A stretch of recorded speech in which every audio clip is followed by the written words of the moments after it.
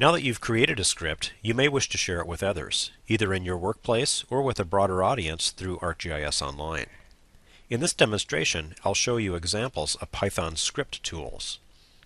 In Arc Toolbox, I have several types of tools, which include system tools, models, and script tools. Tools are often easier to run than the native script, so they're a great choice when you want to share your script. Like other tools, script tools communicate with the ArcGIS Geoprocessing framework and can also be used within a model. If I double-click a script tool, I can open the Tools dialog box. The properties of this dialog box are set when you create your script tool. If I right-click a script tool, I can open the script in my default Python editor and view the underlying script. This is a great way to learn more about geoprocessing with Python. To create a new script tool, you must first create a new toolbox, either in a folder or a geodatabase. I have previously created a toolbox and a script tool that creates the treatment area buffers that you've been creating in this course. I'll open the tool. I have input fields for lakes, streams, and roads. I also have a field for my output treatment areas feature class. Next, I'll open the properties for my tool. On the General tab, I have specified a name and label. The name is used when the script is referenced from Python. The label is the tool's display name that you see in Arc Toolbox. I can also include a description of the tool. This appears when I click the Show Help button on the Tools dialog box. The Source tab shows the path to my Python script that will be run by my tool. The Run Python Script in Process checkbox to be checked when your script is written in Python. This will increase the performance of your tool.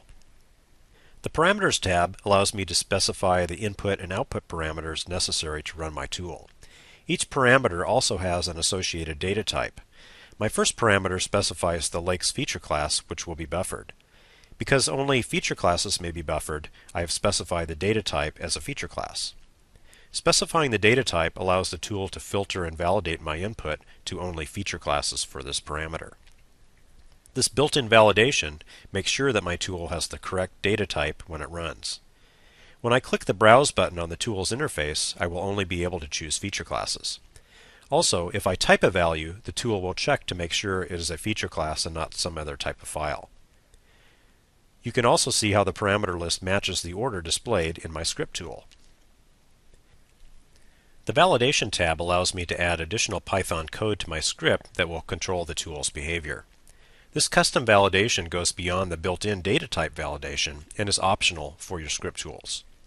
I'll show some examples of custom validation in just a moment.